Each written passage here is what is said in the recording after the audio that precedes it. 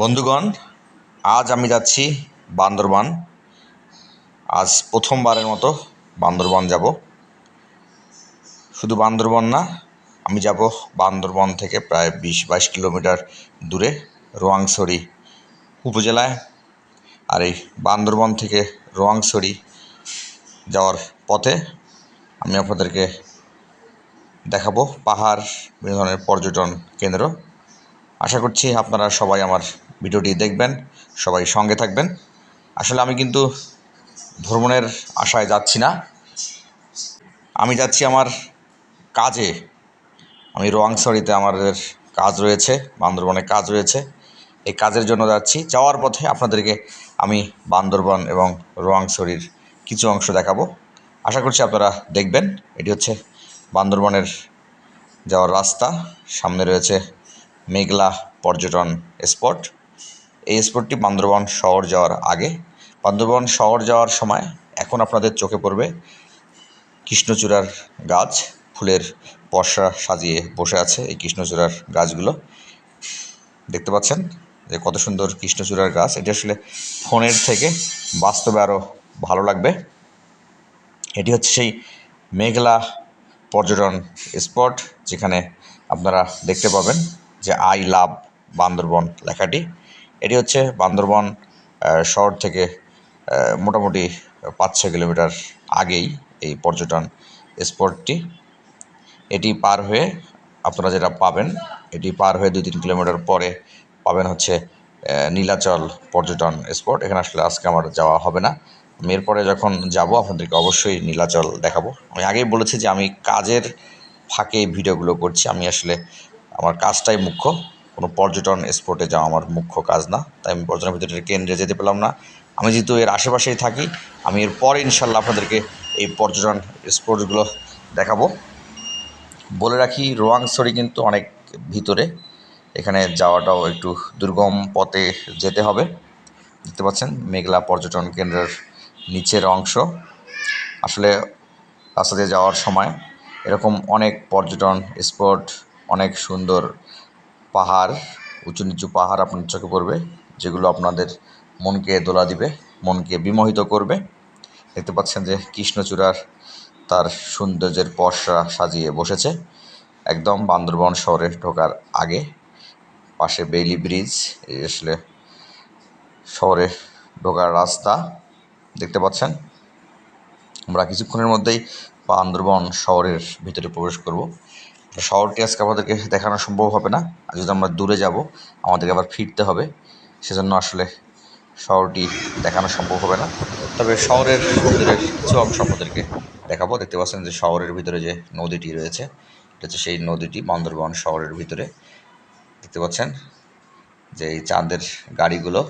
আমরা এই রোডে এখন রোয়াংছড়ি যাব। রোয়াংছড়ি যেতে যেটা পড়বে, আপনার রাস্তাগুলো অনেক উঁচু, অনেক ঢালু, এখানে উঠতে হবে আবার নামতে হবে, দুটোই আসলে খুবই কষ্টসাধ্য। দেখতে পাচ্ছেন যে বান্দরবান শহরের আরেক সাইডে এই নদীটি বান্দরবান শহরকে আরও সুন্দর করেছে। এটি হচ্ছে একটি উপাসনালয়।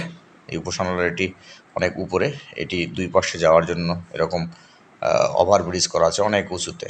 আমি যতদূর শুনেছি যে ওখানে সাধারণ মানুষের প্রবেশ নিষেধ, শুধু ওই ধর্মের লোকেরাই প্রবেশ করতে পারে। আমার জানা নেই, যতটুকু জেনেছি আপনাদেরকে বললাম। আমরা চলছি রোয়াংছড়ির পথে।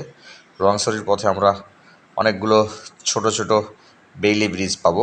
বেইলি ব্রিজগুলোর নিচ দিয়ে পাহাড়ি নদী বয়ে চলেছে। দেখতে পাচ্ছেন যে আমরা কত উঁচুতে উঠছি। আসলে উঁচুতে ওঠাটা অনেক কষ্টসাধ্য। দেখছেন আমরা উঠছি আসলে অনেক উঁচু। এটা আসলে আপনি যখন যাবেন তখনই বুঝতে পারবেন। আর যেহেতু পাহাড়ি জনপথ, সময় একটা ভয় কাজ করে, আতঙ্ক কাজ করে। আমি জানি না এলাকাটা কেমন, এটা আমার প্রথম আসা। আমরা কিন্তু এখনও উপরের দিকে উঠছি। উপরে ওঠা এখন আমাদের শেষ হয়নি।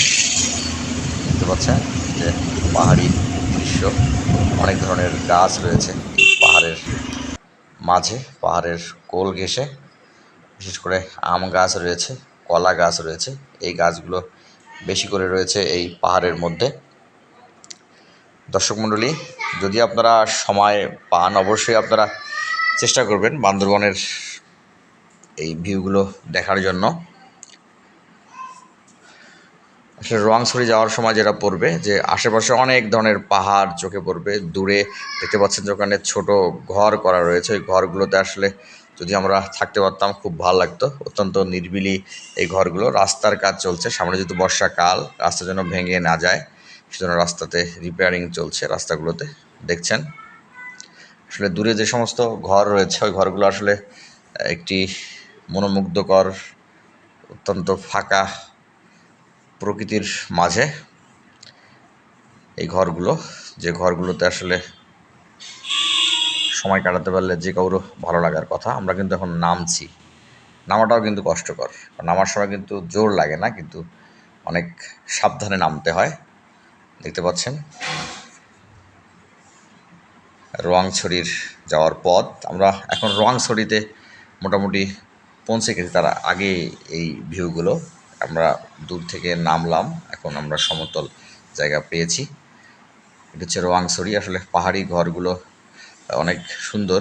এই ঘরগুলো আসলে মাচার উপরে তৈরি কিছু কিছু ঘর রয়েছে। এটি রোয়াংছড়ি যাওয়ার আগেই এই নদীটি, এখানেও বেলি ব্রিজ, এটি আসলে অনেক সুন্দর। আমরা দেখছিলাম যে আমাদের পাশে জেলেরা মাছ ধরছিল। এটা হচ্ছে রোয়াংছড়ি। দর্শক, আমাদের রোয়াংছড়ি তেমন একটা দেখানোর কিছু নাই। আমরা রোয়াংছড়ি আসছি, আবার রোয়াংছড়ি থেকে এখনই ব্যাক করব। আমরা কিন্তু রোয়াংছড়ি থেকে নামার পথটি যেভাবে নেমেছিলাম ঠিক সেই পথটি আমরা এখন উপরে উঠবো। উপরে ওটা কিন্তু অনেক কষ্টকর, যদি বৃষ্টি হয় তাহলে আরও কষ্টকর। আপনারা দেখছেন এখানে আসলে যে ট্রাকগুলো আসে এগুলো আসলে লোকালয়, এই ট্রাকগুলো সহজে দেখা যায় না, কিন্তু এই ট্রাকগুলো কিন্তু অনেক পাওয়ারফুল। এই ট্রাকগুলো আসলে এই পাহাড়ি অঞ্চলে চলার জন্য খুব উপযোগী। দর্শক মণ্ডলী, এই বান্দরবন, কক্সবাজার, চট্টগ্রাম অঞ্চলে বিভিন্ন ধরনের ভিউ দেখতে আমার চ্যানেলটিতে চোখ রাখুন। আমি যতদিন আছি এই অঞ্চলে আপনাদেরকে চেষ্টা করব এই ভিউগুলো দেখানোর জন্য। বিভিন্ন দিন নতুন নতুন পর্যটন স্পটে আমি যাব। যখনই সময় পাবো ভিডিওগুলো আপনার দেখানোর চেষ্টা করব, ধারণা দেওয়ার চেষ্টা করব। সবাই ভালো থাকবেন। আজকের মতো রোয়াংছড়ি যাওয়ার রাস্তা থেকে বিদায় নিচ্ছি। সবাইকে শুভেচ্ছা, ভালোবাসা। আবারও দেখা হবে। সবাই আমার জন্য দোয়া রাখবেন। আসসালামু আলাইকুম। আবারও দেখা হবে।